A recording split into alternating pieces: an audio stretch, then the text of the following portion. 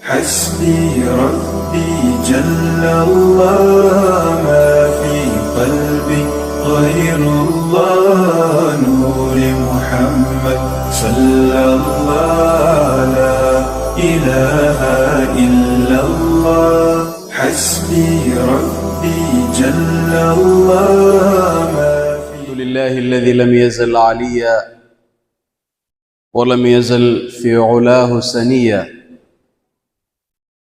إذا عملته وجدته مليا وإذا عهدته وجدته وفيا. قطرة من فيض جوده تملأ الأرض ريا، ونظرة من عين رحمته يصبح الكافر وليا. الجنة لمن اتقى ولو كان عبدا حبشيا، والنار لمن عصى ولو كان شريفا قريشيا. ومستاك ذلك قوله تعالى: تلك الجنة التي نورث من عبادنا من كان تقيا. وأشهد أن لا إله إلا الله وحده لا شريك له،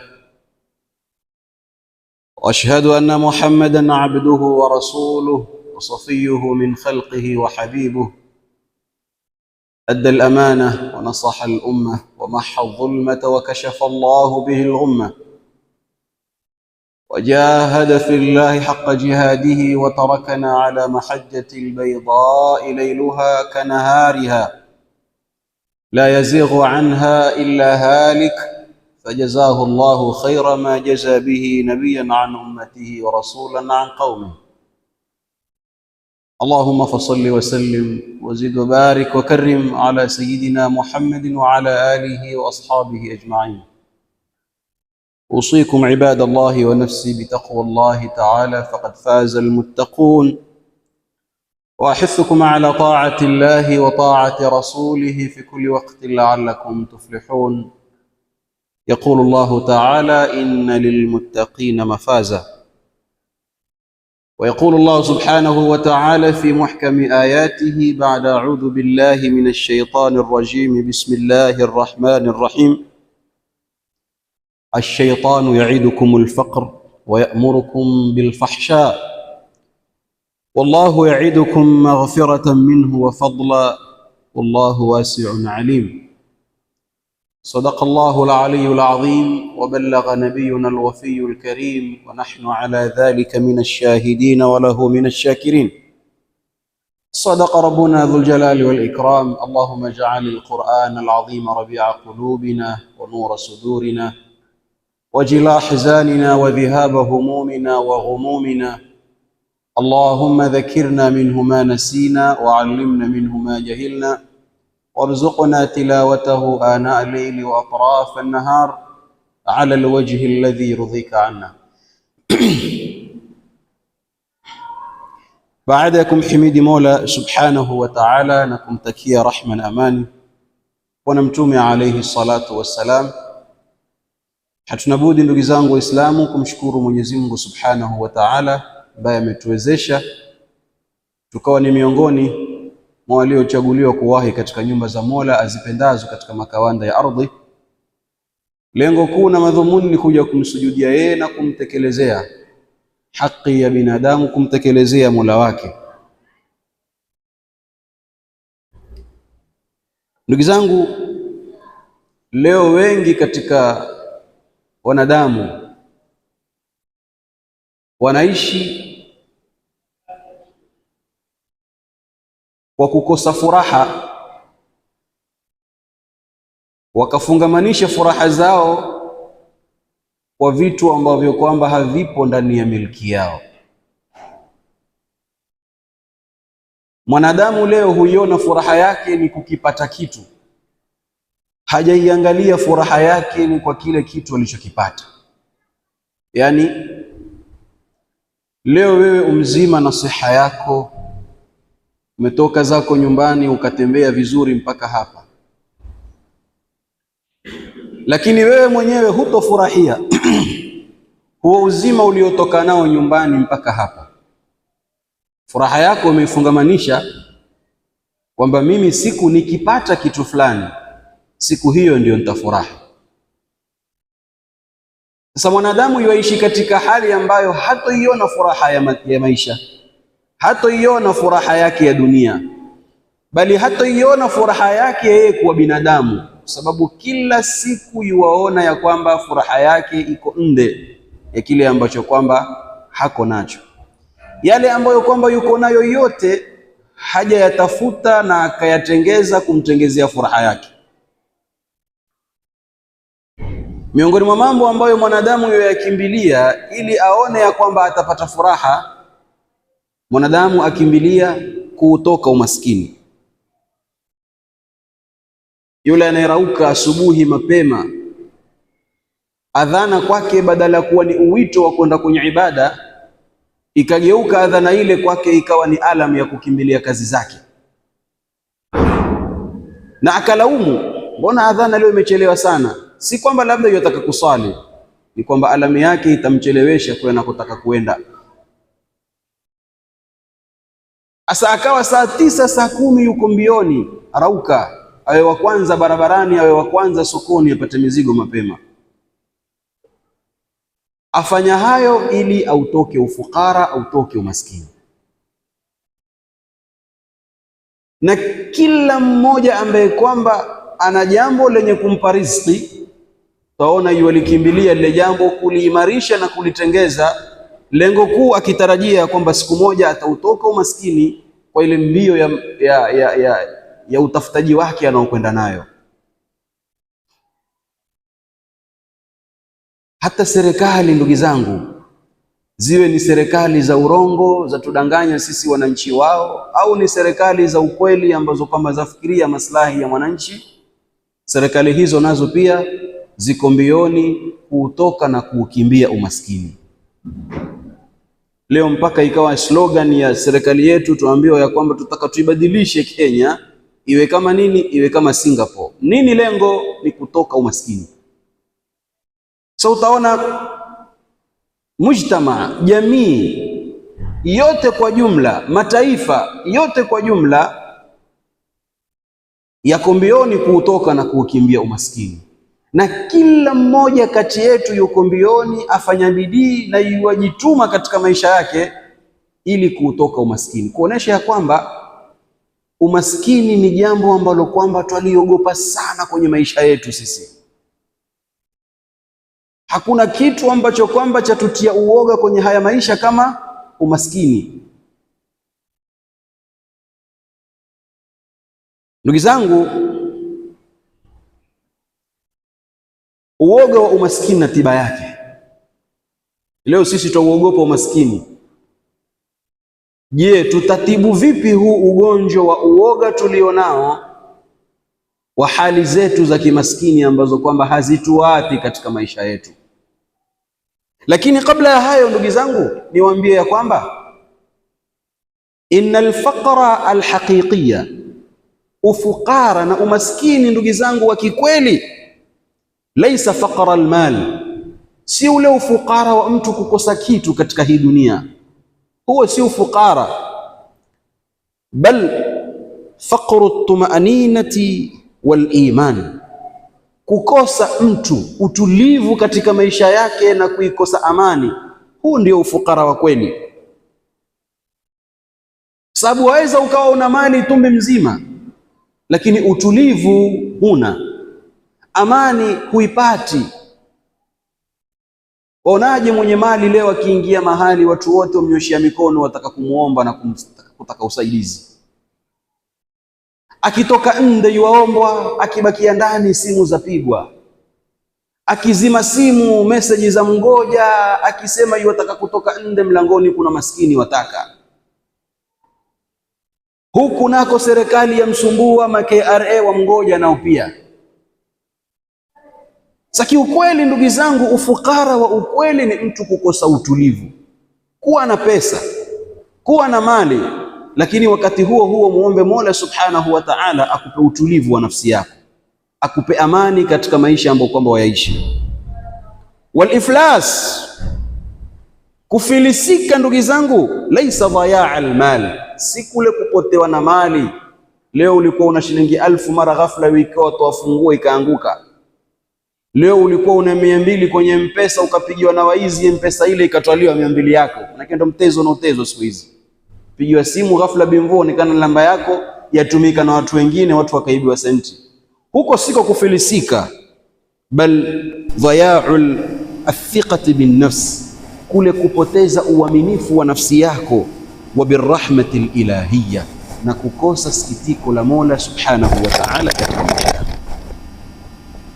Abu Huraira aipokea hadithi kutoka Mtume alayhi salatu wassalam. Mtume asema katika hadithi, laisa alghaniy, hakuwa yule mkwasi tajiri, an kathrati aliwad, kwamba ana vitu vingi, walakinna alghaniya, lakini mkwasi wa kweli, ghina an nafs, ni mtu kuwa na kutosheka na nafsi yako. Al-Imam Shafi'i rahimahullah katika maneno yake mazuri alisema, wa in kunta dha qalbin qanu'in fa anta wa maliku dunya sawaun, ukiwa una moyo uliopata sifa ya kukinai, basi wewe na aliyemiliki dunia uko sawa sawa. Hizi mbio za maisha ambazo kwamba twazienda, asilimia kubwa ya wanaokwenda mbio katika maisha yao ni kwamba wamekosa zile nyoyo za kukinai. Taona mtu utajiri wake ni 3 bilioni, aitafuta kazi ambayo kwa mwezi shilingi 300,000 mpaka 700,000, mpaka wajiuliza, huyu mabilioni alionayo, mbona akimbilia kazi ya 400,000, 500,000? Hutokuta kitu kingine isipokuwa ni tamaa ya nafsi zao, hazijatosheka. Lau zingetosheka, mali aliyokuwa nayo atakula yeye, mwanawe na watoto wa watoto wake. Lakini kwa kuwa nafsi bado haijatosheka, ndiyo leo ataona hichi na kesho ataona kingine na kesho kutwa ataona kingine, wajiwekea maalawance na maalawance na maalawance. Lakini kadri siku zinavyokwenda ndivyo kadri ambavyo kwamba nafsi zao hazitosheki na kile ambacho wamekipata katika hii dunia. Sasa ndugu zangu, uoga wa umaskini ni madhara makubwa zaidi hata kuliko ule umaskini wenyewe. Ule kuogopa umaskini ndugu zangu yatudhuru zaidi katika maisha yetu hata kuliko ule umaskini ambao kwamba tuko nao. Ndiyo, kwa namna hiyo, kwa ule uoga wetu wa kimaskini, mtu ataingizwa mahali afanye jambo ambalo kwamba litamdunisha thamani yake, litamtweza thamani yake, hataonekana mtu wa maana, kwa sababu tu ameahidiwa kitu kidogo katika vitu vya kidunia vya kuondosha umaskini wake. Na kiukweli hata akalifanya hilo, hatopata kile ambacho kwamba alikuwa amekitarajia kwamba kitamtoa mahali kimfikishe kwingine katika kuyabadilisha na kuyatengeza maisha yake. Abu Hatim katika tafsiri yake akimpokea hadithi kutoka kwa Ibn Abbas, asema Ibn Abbas ya kwamba mambo mawili yatoka kwa Mola subhanahu wa ta'ala, na kuna mambo mawili yatoka kwa sheitani siku zote. Mawili yatokayo kwa Mola subhanahu wa ta'ala, maghfiratan minhu wa fadla, msamaha wake Mola subhanahu wa ta'ala na mabora yake yanayotupa yatoka kwake tu. Hakuna atakayekusamehe kwa niaba ya Mwenyezi Mungu, na hakuna atakayekupa ikiwa Mungu hataki upate, na hakuna pia atakayekunyima ikiwa Mungu yataka kukupa. Na mambo mawili yatoka kwa sheitani.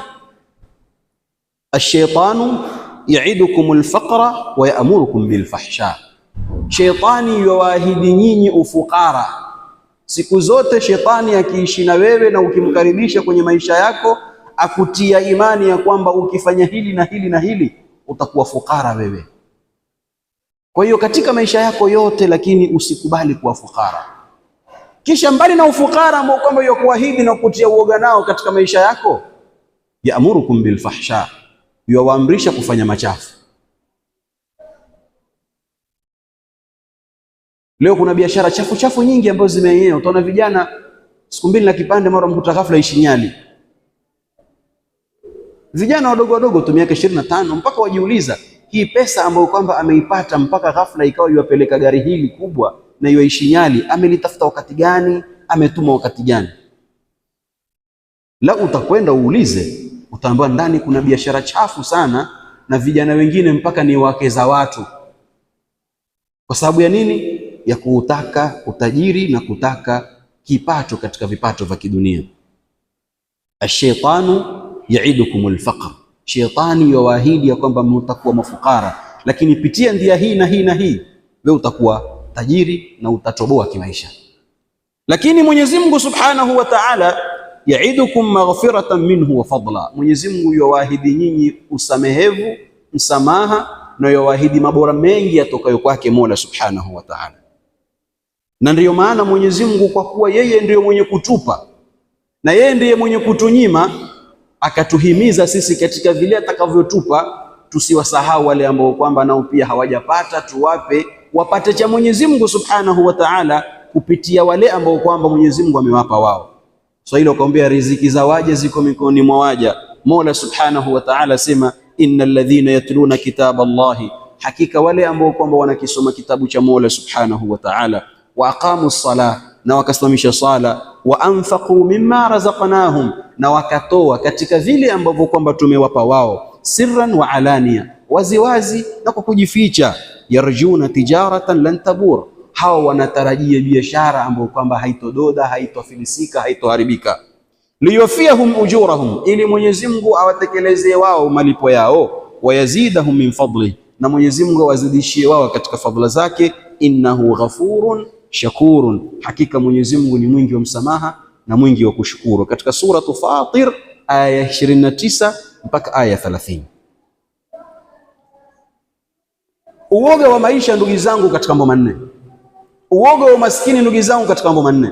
Mambo manne peke yake ndio ambao kwamba leo yoyote ambaye kwamba aogopa umaskini utamkuta yuko katika moja kati ya haya mambo manne. Ima yuko katika moja au yuko katika yote manne yamekusanyikana katika maisha yake. Jambo la kwanza ambalo lafanya leo watu kuogopa umaskini, alqalaqul mufritu min almajhuli, kubabaika kwa kitu ambacho kwamba hata ukijui. Mimi nisipotafuta kazi nitateseka, mimi sijui nisipokuwa na nyumba nitaishi maisha gani, mimi nisipokuwa na gari nitaonekana vipi. Alqalaqul mufrit, kule kubabaika kulikopita mpaka kwa kitu ambacho kwamba kiko nje ya uweza wako. Mtume sallallahu alayhi wa alihi wa sahbihi wasallam alikwenda kumtembelea mmoja kati ya masahaba zake, alikuwa ni mgonjwa. Akifika yule bwana yuko katika hali si nzuri. Mtume alayhi salatu wasallam akamuuliza, kuna jambo lolote umeomba kwa Mwenyezi Mungu akupe? Yule bwana akasema ndiyo, ni kuna jambo niliomba kwa Mwenyezi Mungu. Nilikuwa namwambia Mwenyezi Mungu, Allahumma, ewe Mola, ma kunta muaqibi bihi fil akhirah, yale ambayo kwamba umenipangia kuniadhibu nayo akhira, faajilhu li fi dunya, nifanyie haraka uniadhibu nayo hapa pa ulimwenguni. Angalia dua mtu anaiomba, tafuta kitu ambacho hata hakijui. Mwenyezi Mungu, zile adhabu ulizoniandalia huko kwa makosa niliyoyafanya, niadhibu nazo hapa hapa ulimwenguni. Mtume sallallahu alaihi wasallam akasema subhanallah, kamsabihi Mwenyezi Mungu, kisha akamwambia la tutiquhu, wewe ndugu yangu huyawezi hayo ambayo kwamba umepangiwa ya adhabu huko kwa Mwenyezi Mungu. La tastati'uhu, hutoyaweza hizo adhabu ambazo kwamba wazitaka uzipewe hapa, huwezi kuzihimili. Afala qulta, kisha Mtume akamwambia huyu bwana, kwani si ungesema tu Allahumma atina fid dunya hasana wa fil akhirati hasana wa qina adhaban nar, si ungesema tu Mwenyezi Mungu nipe mazuri duniani, nipe mazuri akhira, na unikinge na adhabu ya moto? Kisha ndo Mtume fadaa lahu fashafahu Allah, Mtume akamwombea yule bwana, Mwenyezi Mungu akampoza. Sasa sisi tuna hali ya kwamba tubabaikia vitu ambavyo kwamba viko nje ya mamlaka yetu. Nisiposoma sijui nitakuwaje. Kuna baadhi ya vitu vifanye ya kwamba tu ni katika haki za kidunia, ni mambo ya kwamba labda ni haki zao kama binadamu, lakini usiingie katika upangiliaji wa Mwenyezi Mungu kwamba bila hili kutakuwa hivi. Jambo la pili katika mambo ambayo kwamba yatutia uoga sisi katika maisha yetu kuhusu umaskini, dhaifu at-tawakkul ala Allah, dhaifu at-tawakkuli ala Allah, ule kuwa na unyonge wa kumtegemea Mola Subhanahu wa Ta'ala. Mwenye kazi ategemea kazi yake, mwenye baba amtegemea babake, mwenye mume mke amtegemea mumewe, mwenye nani amtegemea nani, mwenye bosi amtegemea bosi, kichuruzi wa mtu fulani amtegemea huyo ambaye kwamba ni yeye kichuruzi wake. Kila mmoja anapenda kupategemea, lakini sote tumesahau kumtegemea Mola Subhanahu wa Ta'ala. Mtume katika hadithi alituambia, lau annakum tatawakkaluna ala Allahi haqqa tawakkulihi, lau mungelikuwa nyinyi mwamtegemea Mwenyezi Mungu haki ya kumtegemea, basi la razaqakum kama yarzuqu at-tayra, angeliwaruzuku nyinyi Mwenyezi Mungu kama namna anavyomruzuku ndege. Taghdu khimasa wa taruhu bitana, ndege hutoka kwenye vichunji vyao asubuhi wakiwa na njaa, lakini jioni wakirudi wameshiba. Sana sisi nasi ndugu zangu tumtegemeeni Mola Subhanahu wa Ta'ala kikweli kweli katika maisha yetu. Utegemezi wetu kwa Mola uwe ni utegemezi wa kikweli. Tufanye tunayoyafanya, lakini tujue ya kwamba yote haya bila ya uwezo wa Mola Subhanahu wa Ta'ala hatupati kitu wala hatutofua dafu. Sasa sisi tumeingia katika uoga wa maskini kwa sababu ya ule udhaifu wa kutegemea kwetu kwa Mola Subhanahu wa Ta'ala. Kisha sababu ya tatu ambayo kwamba yatupelekea kwenye uoga wa maskini, almuqaranatu alijtimaiya, kulinganisha maisha kijamii. Mimi na miaka 20 sasa hivi, kuna kijana mwenzangu ana miaka 20 sasa hivi ana saiba zake 4. Kuna kijana mwenzangu ana miaka 20 sasa hivi ana tukutuku zake 3. Kuna kijana mwenzangu ana miaka 20 sasa hivi ana nyumba zake rental house 2. Kuna kijana mwenzangu ana miaka 23 sasa hivi ashazaa watoto 3. Muqaranat, ukaanza kujilinganisha na wengine.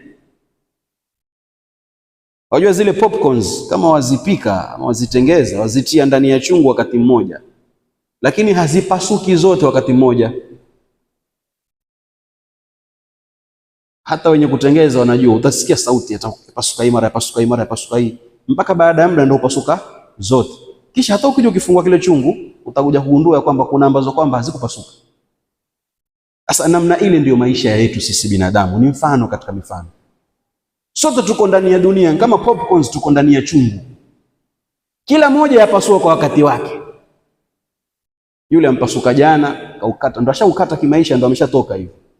Na wewe pia utafikia wakati wako, joto likikupiga vizuri utapasuka wakati wako. Kama si kesho kutwa, lakini utapasuka sababu tuko ndani ya chungu hapa. Lakini pia kuna uwezekano tusipasuke, tukanyale mahindi magumu. Katolewa kwenye chungu huku hiva. Sasa usikae ukaanza kulinganisha maisha. Kwamba na ndugu yangu mimi tulisoma pamoja kisha ule bwana, lakini sasa hii bwana namuona juzi bwana apeleka gari ni San Patro. Muulize vizuri, lau ukimfuatilia huyo waweza kusikia ni mke wa mtu mahali. Je, wewe uko tayari pia na kuingia kwenye huo mchakato?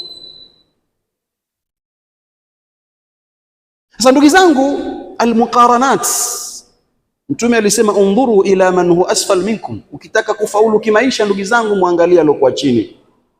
Mungu ankuruzuku angalau kinyumba cha kukodisha, mfikirie yule ambaye kwamba yalala chini ya bridge.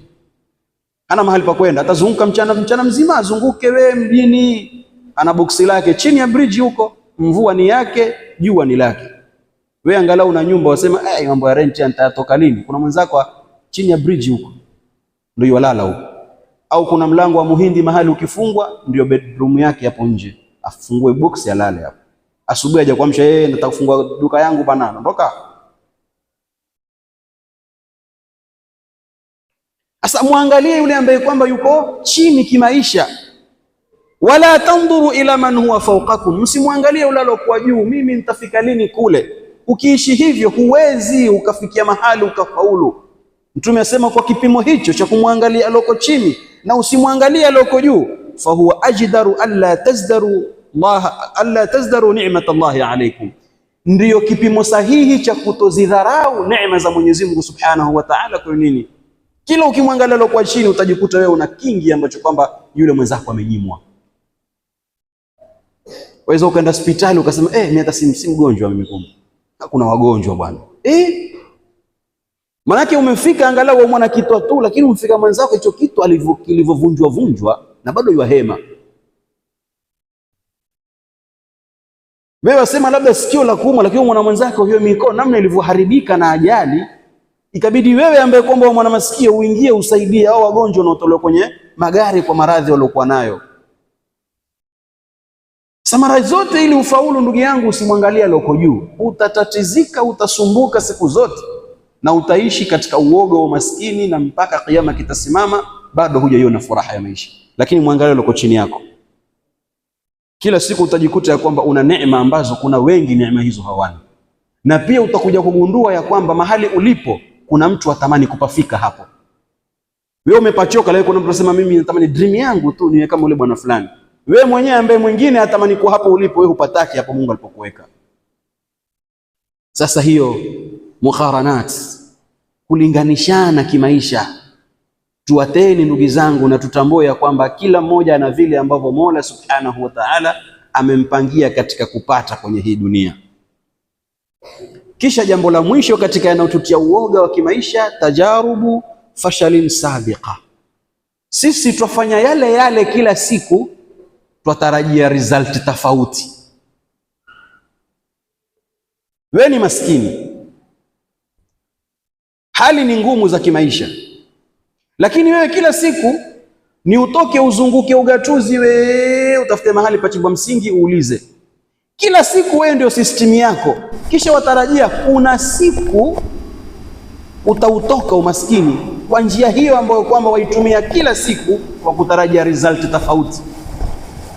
Lazima ubadilishe miundo mbinu yako ili result ziwe tofauti. Hauwezi ya kwamba kila siku ufanye jambo lile kisha majibu yaje tofauti. Hapana. Kwa kuwa umekaa muda mrefu wa kwamba kazi yako ni kuzunguka tu kutafuta barua, mara nyingine usitoki kwa namna hiyo. Hebu toka hapa, nenda sehemu nyingine kando mbali, zunguka. Alam takun ardullahi wasi'atan fatuhajiru, ardhi ya Mungu ni kubwa hii. Hujaambiwa maisha kwamba ni magumu basi lazima kitovu chako kwa kuwa kile ziko ugatuzi, basi ni lazima pia maiti yako iziko wapi? Ugatuzi. Inawezekana riziki yako iko mbali sana, ni wewe tu uoga wa maisha utaki kwenda huko. Lakini lau utakwenda, mambo yatafunga na utakuja kwa mtu mwingine sio kawaida. Mambo manne haya ndugu zangu ndio ambayo kwamba yatutia uoga na umaskini wetu, ikawa kila siku tuogopa sisi hii hali ambayo kwamba tuishi nayo. Tiba ni nini? Tufanyeje tujitoe katika huu uoga? An-nafsu tajza an takuna faqira. Mshairi yasema nafsi yoyote yababaika kuwa fukara, lakini walfaqru khairun min ghinan yutghiha. Ufukara mara nyingine ni bora hata kuliko ule utajiri ambao kwamba ukimbilia. Wa ghina nufusi alkafaf, lakini utajiri wa nafsi zetu ndugu zangu ni kutosheka.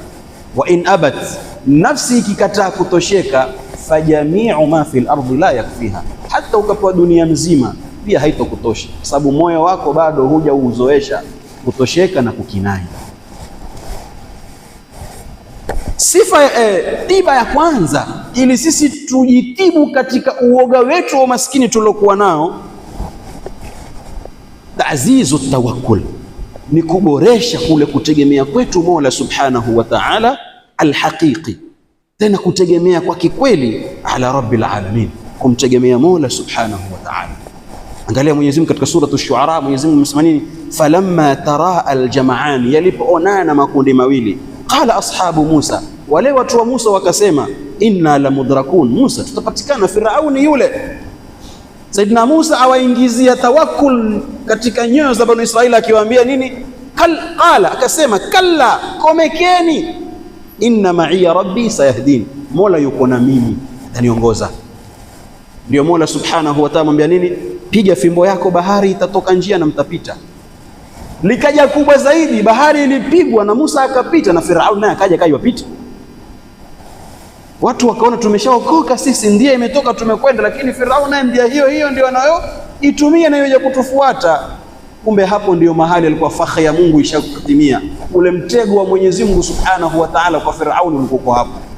Musa alipoitoka bahari na kule Firauni ashaingia katika bahari nzima, kule maji yakafunga, na kule nyuma walipokuwa washaingia kina Firauni maji yakafunga, huku yaja na huku yaja, wakaghariki. Ndugu zangu, ili tuweze kuutibu uoga wa maskini tuliokuwa nao, tuweni na kumtegemea Mwenyezi Mungu kikweli katika maisha yetu. Riziki hizi ndugu zangu anayezitoa ni Mola Subhanahu wa Ta'ala, si kwa ujanja wala kwa uwerevu. Kuna watu hawakusoma na wana pesa nyingi, na kuna watu wana certificate makubwa lakini bado wanauza tomato sokoni. Huu ugavi wa senti ndugu zangu na vipato ni wa Mwenyezi Mungu Subhanahu wa Ta'ala, hatuna ujanja nao sisi. Kuna watu si wasomi na wameandika wasomi. Kuna jitu linitoa class 8 khaswana halina lolote, lakini limeandika wasomi kwenye kampuni yake na la watukana. Likija asubuhi la kaa hapo la waangalia huku la waangalia huku. Nyinyi ndio mna ma PhD yenu na mna madegree yenu na mna master yenu, lao liko hapa hata 8 pia lilifeli likapata 135 la waangalia hivi. Sasa riziki ndugu zangu ni ya Mola Subhanahu wa Ta'ala. Ikiwa wewe utakao utaona kwamba shahada zako kubwa kubwa ndizo ambazo zitakufanya ukate kimaisha, endelea kuzitegemea.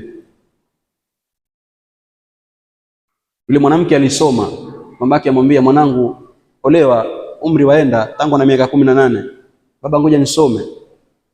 Akasoma shahada ya kwanza, akasoma sijui shahada ya pili, madegree sijui mangapi, kenda akapata sijui ma PhD sijui mangapi, asomea tu, mara asomea hichi. Akaja akija akimaliza ashafika miaka sijui 45 huko, sura ishashuka tena, hii ana mijishahada mikubwa, akiweka kwenye meza yamejaa meza shahada kitu fulani ansomea kile. Babake yule akamwambia, haziambie zikuoe mwanangu hizo. Maana saa hii wewe wajipa thamani kulingana na hizo shahada zako. Unajua na wewe ni mtu mkubwa, una PhD kadha, una degree kadha, una sijui kadha kadha. Haziambie zikuoe. Maana kila mwanamume anayekuja akiamba yule mwanamke bana amesoma amefika huku na kule na kule na kule, anaweza ni msomi huyu. Sasa ndugu zangu, tuweni na kumtegemea Mwenyezi Mungu Subhanahu wa Ta'ala kikweli, ili kutibu ule uoga wa maskini ambao kwamba uko ndani ya nafsi zetu. Jambo la pili la kuweza kutibu uoga wa maskini ndugu zangu ni kuregelea timetable ya maisha yako uliyoipanga. Kuiregelea vipi? Istibdalu fikratin saafshilu bisaataallam. Kile kilima ambacho kila siku wajiambia, nikifanya hivi mimi nitashikwa na polisi, nikifanya hivi mimi nitarogwa, nikifanya hivi sijui nitafanya nini. Ule uoga ambao kwamba wa kuingia katika nafsi yako kwa hatua ambazo kwamba utakuzipiga, ondosha hiyo. Sema saataallam, nitajifunza nikipitia matatizo, lakini nitafika mahali ninapotaka. Kile kilima tunachoambiana na kutiana uoga katika maisha yetu kwamba mwanangu, usiambie watu unaenda bwana bila kusema. Leo ni mjomba kwenye familia, ushakuagwa na watoto wako tu na watoto dada wako, kwambia twenda zetu Saudia, sisi tumpata visa, twenda zetu kazini. Na kama huagwi, jiulize kuna nini mpaka wewe ukawa watu hawakuamini kuhusu maendeleo yao. Je, ni wewe ama ni wao wenye shida? Sasa toa ile fikra ya uoga, eka fikra ya kwamba litakalotokea lolote nitajifunza. Hao mnaowaona mnaowasikia, tuachilie mbali namna walivyoufikia ule utajiri, lakini wana historia. Kila mmoja aliyefika mahali mbali na kumuona hakufika tu leo na kesho, la. Labda aliyerithi ni mzee amekufa, mtoto akachukua uongozi wa mali zile, lakini aliyeanza mwanzo alipitia mengi. Utasikia kwanza alianza biashara magari yule, usimuone vile, kisha akatoka kwenye biashara magari, sio akaenda kwenye biashara mahoteli, usimuone vile. Saa hii ndo angalau ana kampuni za kuuza unga wa sima na unga wa ngano na mafuta ya uto, lakini hakuanzia pale. Alianza sio kwenye biashara fulani, alianza biashara, alijaribu huku na huku, mwisho akashukia pale. Sasa nikana kwamba kila alipokuwa yofanya jambo, yaliyomtokea hayakumtia uoga, yalimtia ile mafunzo katika maisha yake. Akajua kwamba kwa hili nikifanya hivi tofauti na nilivyofanya mwanzo, nitapiga hatua kufika mahali. Sasa regelea ule mpango wa maisha ulioupanga katika maisha yako, uondoshe kile kilma ya kwamba mimi nitafeli nikifanya hivi. Eka kilma ya kwamba nafanya na litakalotokea nitajifunza ndani yake. Jambo la tatu, al-imanu bil qada'i wal qadar. Hakikisha ya kwamba katika nafsi yako uondoshe uoga wa maskini, uwe na imani ya qadari kwa Mwenyezi Mungu anayoyahukumu yeye mwenyewe. Wa anna ma asabak lam yakun liyukhtiak, yaliyokupata hayakuwa yakukose. Wa ma akhtaak lam yakun liyusibak, yaliyokukosa hayakuwa yakupata. Eka hiyo katika fikra zako, uoga wa maskini utakuondokea, utaishi maisha mazuri, na mtu akikuangalia atakuta huyu bwana maisha yake ni mazuri, umetulia. Na kuna mtu ana mamilioni lakini na mapariko kila siku. Unajua kuna watu katika haya maisha maskini hawana mishahara ya maana, lakini hawana madeni.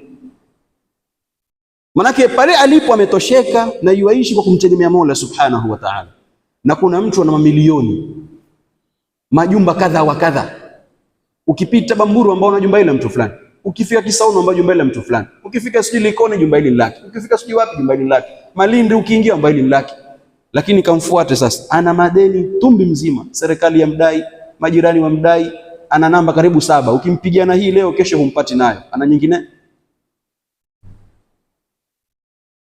Kisha jambo lingine ndugu zangu la kuondosha uoga wa maskini, bishukri tazidu ni'am.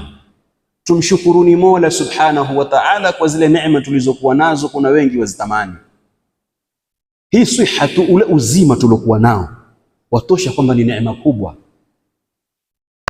Tajiri na utajiri wake huwa hajali kupoteza mali ikiwa ni la kuja swala la afya.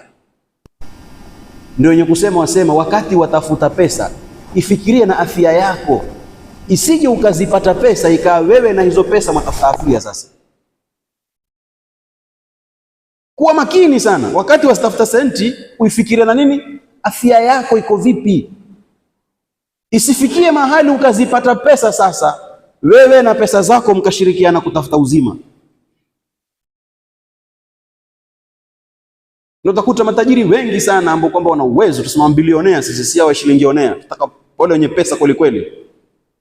Utakuta yeye na kampuni ya kutengeza mafuta ya uto, lakini mafuta ya uto mwenyewe ni sumu kwake, hali maskini. Ana kampuni ya kutengeza unga ngano, lakini yeye mwenyewe unga ngano hali maskini.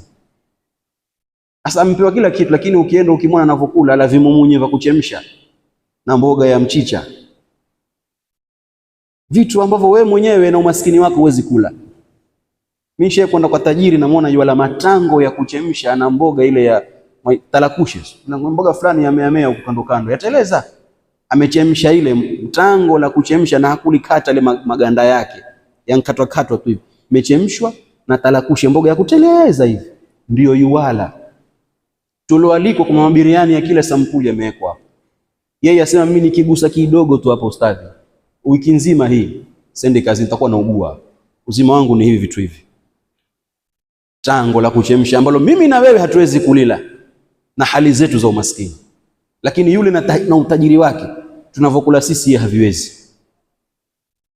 Na kama huamini, muangalie yule mwenda wazimu. Mara nyingine Mungu atusalimu salama na mwenda wazimu katika familia zetu, aweza kwenda kokota kitu jaani akakitafuna na akawa mzima na atalala pale, asubuhi atanuka huyo ende zake, kajaribu kula kile alichokula yeye.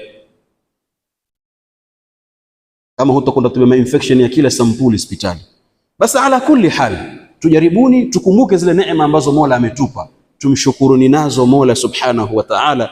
Wa idh ta'adhana rabbukum la in shakartum la azidannakum wa la in kafartum inna adhabi la shadid. Mwenyezi Mungu ashatangaza ya kwamba wallahi mkishukuru tu nitawapeni ziada na ziada, lakini mkizikufuru neema zangu adhabu yangu ni kali, na hatuiwezi adhabu ya Mola Subhanahu wa Ta'ala. Nimalizie nikiwaambia kwamba ndugu zangu, hakuna ambaye alichonacho kimemfikisha anapotaka. Hakuna. Hata ukimfuata mkewe wa tajiri wa kwanza ulimwenguni Elon Musk, umfuate mkewe, atakwambia kuna vitu mume wangu hajamfanyia. Na hii ndiyo hali ya ulimwengu mzima. Kila mmoja kati yetu ana kile ambacho kwamba yakitafuta mpaka leo hajakipata. Elon Musk sasa ambaye atafuta watu milioni 1 wapeleke wende wakaishi mwezini, atawalipia kila kitu. wende wakaishi huko. Kaishi wewe tukuone waishi. Mbona sisi tuende sisi, wewe utakwenda? Sasa kila mmoja katika hii dunia ana kile ambacho amenyimwa na Mola Subhanahu wa Ta'ala, akitafuta kila siku cha mnyima usingizi. Lakini sisi Waislamu twafaa tuishi katika mazingira ya kwamba kile tulichokipata ndicho alichotuandikia Mwenyezi Mungu Subhanahu wa Ta'ala, na kile ambacho kwamba hatujakipata hatujaandikiwa kukipata na Mwenyezi Mungu Subhanahu wa Ta'ala. Asa wewe shindana na qadar, endelea kushindana na qadari ya Mola Subhanahu wa Ta'ala. Utakuja kujitahamaki umechoka na bado uenda mbio. Kiulizwa na miaka mingapi? Mimi na miaka 30 tu, lakini sura ilivyokaa ni kama una miaka 60 70, kwa sababu ya namna unavyokwenda mbio, unakwenda extra mile ambayo hata huwezi. Na ukamwona mtu wa miaka 60 namna alivyoitunga afya yake mpaka kwambia mimi bana nina mjukuu na vitukuu sahi. Wewe kweli? Wallahi kama na 40 ama 38 hapo. Kumbe ana 70. Nini? Alikaa na akajua na akatosheka mahali alipo, akaitunga siha yake na afya yake. Ndugu zangu, maskini si kitu kizuri. Watu washaato washakimbiwa sababu ya umaskini, watu wadharaulika sababu ya umaskini. Lakini tukiishi kwa kutosheka na kile ambacho Mola ametupa, badala ya kudharaulika tutaheshimika, badala ya kuonekana hatuna maana tutaonekana tuna maana.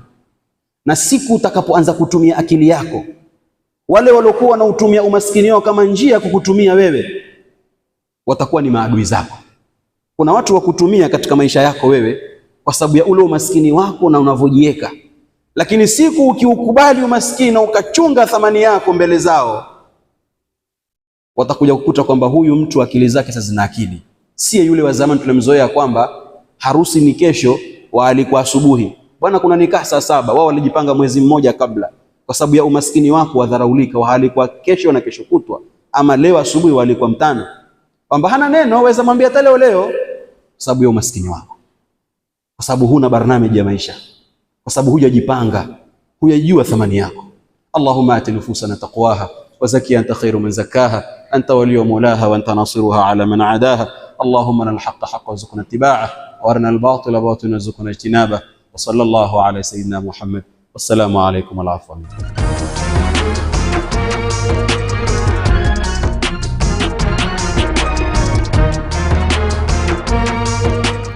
حسبي ربي جل الله ما في قلبي غير الله نور محمد صلى الله لا إله إلا الله. حسبي ربي جل الله